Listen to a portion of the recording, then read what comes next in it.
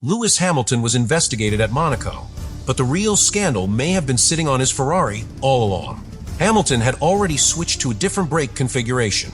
Leclerc was offered the same solution before Monaco, but decided to wait. Then the safety car came out.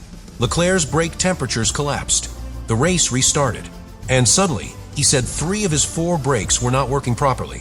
At his home race, while running third, with a podium almost in his hands. Then the Ferrari went into the barriers. But the crash was not the most explosive part. After the race, Leclerc said Ferrari already had the solution in-house, on Lewis Hamilton's car.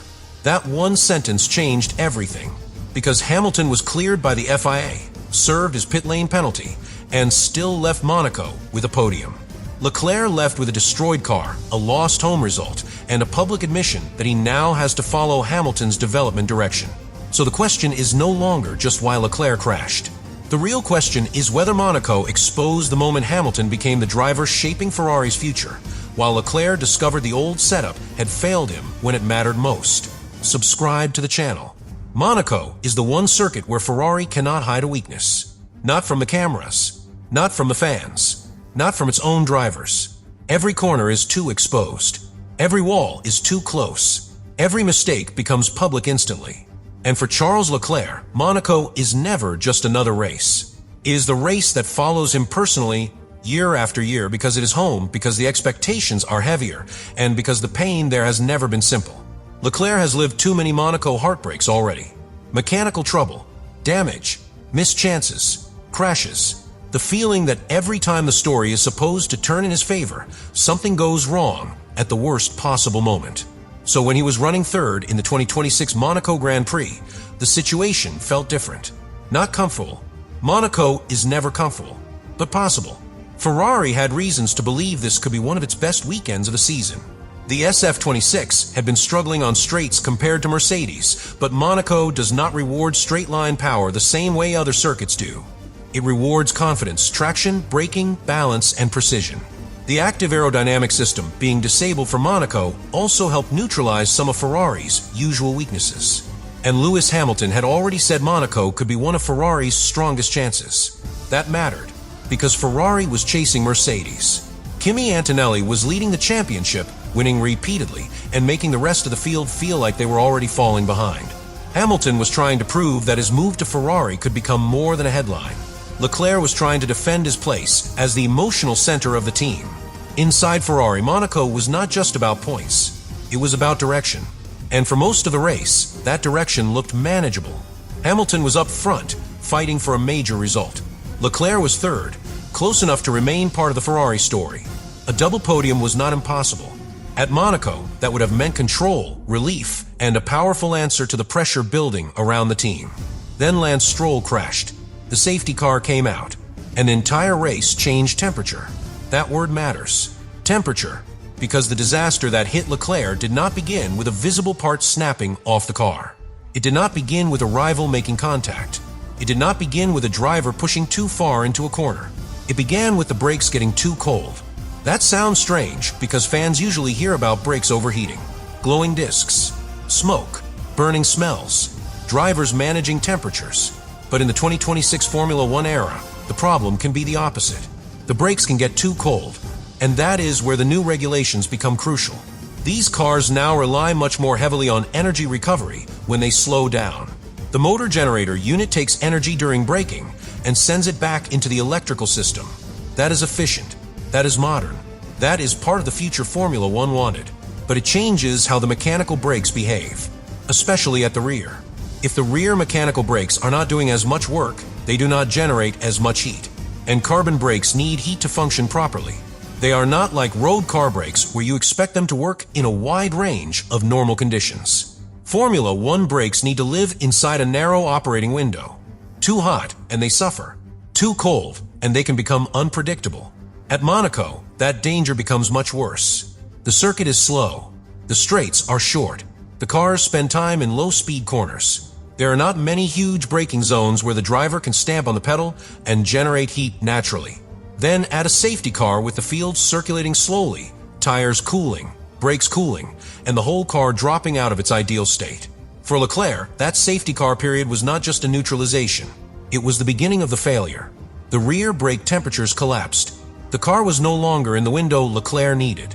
And when the race restarted, the Ferrari suddenly demanded full commitment from a braking system that was not ready to give it. That is the kind of problem a driver feels instantly. The pedal does not give the response he expects. The car does not slow the way it should. The balance changes. The rear does not help. The front has to carry more.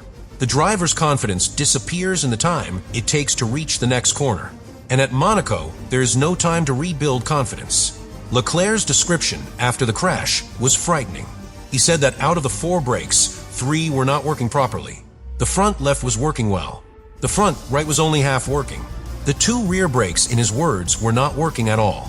He said the data showed no deceleration and that it felt like the calipers were not even in the car. That is not a small complaint. That is a driver saying the car could not stop. Now place that feeling at Monaco. Place it at the restart. Place it while running on the podium. Place it in front of the home crowd. And place it approaching Anthony Nogues, the final corner, with the walls waiting and no escape from physics. Leclerc said there was no solution. If he did not brake for the last corner, he would crash at the first corner. If he tried to brake, the car was not slowing correctly. The problem was already too severe to manage. So the Ferrari went into the barrier. And just like that, another Monaco chance disappeared. But this time, the heartbreak did not stay private. That is what made the crash explode. Drivers often protect the team after failures. They say everyone will look at the data. They say these things happen. They avoid pointing directly at the garage because public blame can turn a technical problem into a political one. Leclerc did not sound like a driver trying to soften anything. He sounded furious. On the radio, he made clear he was not accepting responsibility for the crash. In the media, he described the situation as not acceptable. He said it had been impossible. And then he said the sentence that turned the entire story toward Lewis Hamilton. Ferrari already had the solution in-house, and he would move to Lewis's configuration from the next race. That was the moment the crash stopped being only about brakes. It became about Ferrari's internal direction, because Hamilton had already changed his brake setup before Monaco. He had moved away from Ferrari's standard Brembo disc and pad feel toward a carbone industry configuration more familiar to him from his years at McLaren and Mercedes. Ferrari still retained its wider brake system architecture, including the calipers and brake-by-wire elements, but the discs and pads were different. For Hamilton, that made sense. His braking style is aggressive. He hits the pedal hard early. He wants immediate bite. He wants the car to respond sharply from the first touch. Carbone industry brakes are known for that stronger initial bite and more aggressive feel, especially when used in the right temperature window. Leclerc's style is different. He is more progressive in the first phase of braking. Ferrari's traditional Brembo characteristics had matched him well for years, with a smoother, more consistent feel across the temperature range. For a driver who has built his Ferrari career around that sense of familiarity, changing before Monaco was not a simple decision. And that is the key. Leclerc was offered Hamilton's configuration before Monaco qualifying. He declined it, not because he ignored the future, because Monaco is the last place where a driver wants to suddenly change the feel of the brake pedal. At Monaco, familiarity is safety. The driver needs to know how the car will respond before he commits to corners bordered by walls. A new brake feel can bring performance, but it can also bring uncertainty. And uncertainty at Monaco can be fatal. So Leclerc chose the known path. Hamilton had already chosen the new path, and Monaco punished the known path. That is the brutal twist inside this scandal. Before the crash, Leclerc's decision was understandable. After the crash, it became the decision everyone would question, because Hamilton survived the chaos. He was investigated by the FIA for a possible safety car gap infringement, but the stewards cleared him with no further action before the restart. He also served a 5-second pit lane speeding penalty during the race and still finished on the podium. Hamilton was hit by pressure, procedure, and penalty, but he came through it. Leclerc was hit by the brake problem, and his race ended in the wall. 2 Ferraris, 2 different brake paths, 2 completely different outcomes. That contrast is why the story became so uncomfortable for Ferrari, because it made Hamilton look like the driver who had identified the correct development path earlier. It made Leclerc look like the driver forced to accept that path after a painful failure. And it made Ferrari look like a team with the answers sitting on one side of the garage, while the other side carried a risk into the most unforgiving race of the season. That is not an easy narrative to manage, especially at Ferrari. Ferrari is not just a racing team. Ferrari is emotion, history, pressure, politics, expectation, and noise. Every internal difference becomes a headline. Every teammate comparison becomes a debate. Every technical issue becomes a question of leadership. And this one touched the most sensitive area of all: the relationship between the driver and the brake pedal.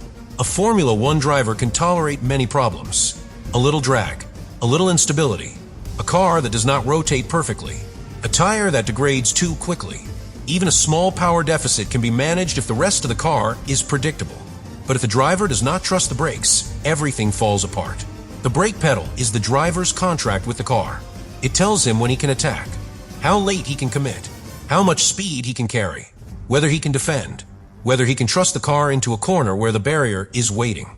When that trust goes, the lap is gone before it starts. And for Leclerc, that trust disappeared in the most public place possible.